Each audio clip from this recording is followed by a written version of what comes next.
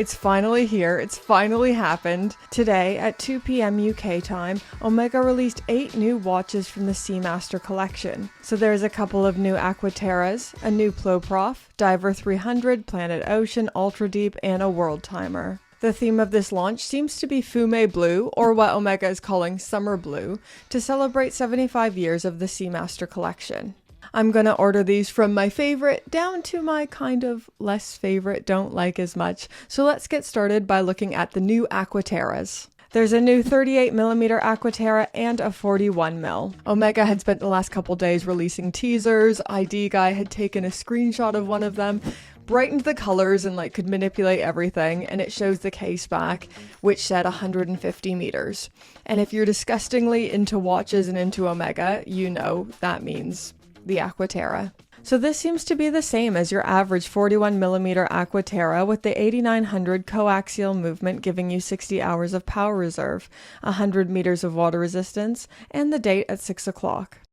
Hey guys, Editing Brittany here, and I've already found something that annoys me.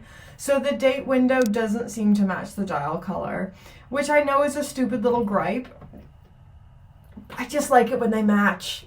When you turn this watch around, there's a decorative celebration case back, and I freaking love it. For a stainless steel sports watch, I personally will always prefer a closed case back, and Omega does celebration case backs just gorgeously. One of the big differences between the 41mm and the 28mm Aqua Terras is the dial. So the 38mm is far more feminine feeling, with the rice-shaped hour markers and sunburst dial instead of the teak. It's also in the celebratory summer blue with the closed case back. I still haven't seen the new colorful dial Aqua Terras, so hopefully Omega's able to get these in stock at the ADs soon, because I can see these being a massive hit. Okay, moving on to the Diver 300. This is my second favorite of the new releases. So there were some leaked pictures of this watch. I did a little live stream last night speculating whether it would actually look like this or what.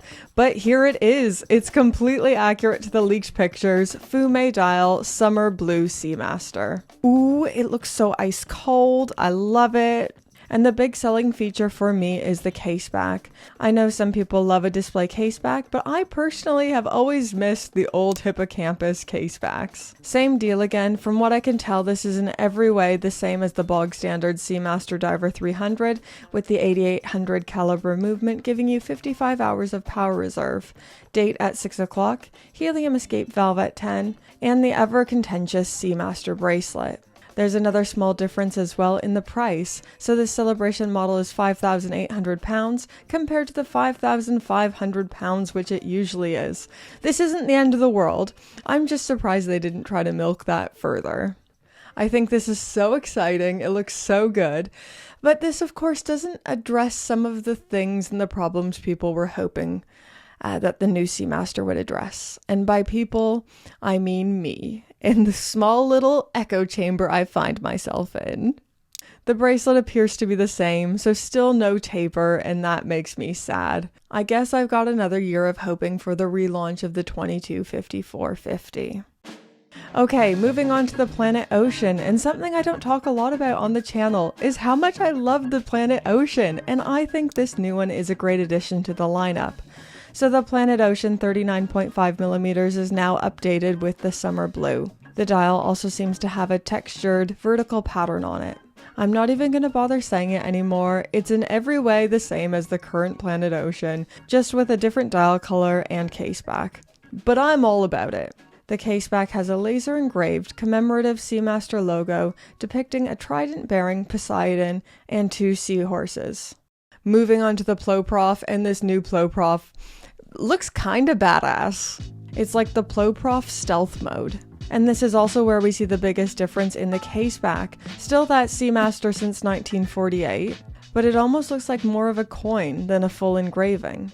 So I do have some experience with a limited edition Omega caseback. My husband used to have the 2020 Omega Speedmaster. That watch also came with some cool engraving, but my husband and I both found that the engraving was just a little bit too deep, and it kind of hurt us when we were wearing it on the wrist. So I wonder if that's going to be a problem anyone has when they start getting these new watches out. I don't know, but I don't imagine that could be a problem someone has with the case back on the Ploprof.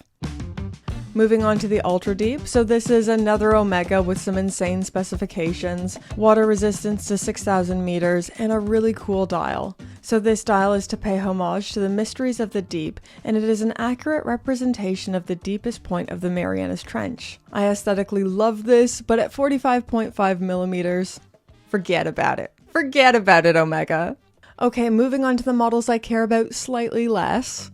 The Aqua Terra World Timer. So the World Timer was just updated in the last couple of months to add in a green variation, and now we have this in summer blue. Just a watch I kind of feel meh about. All the power to you if you love it. This looks like a great blue for it. It looks fine.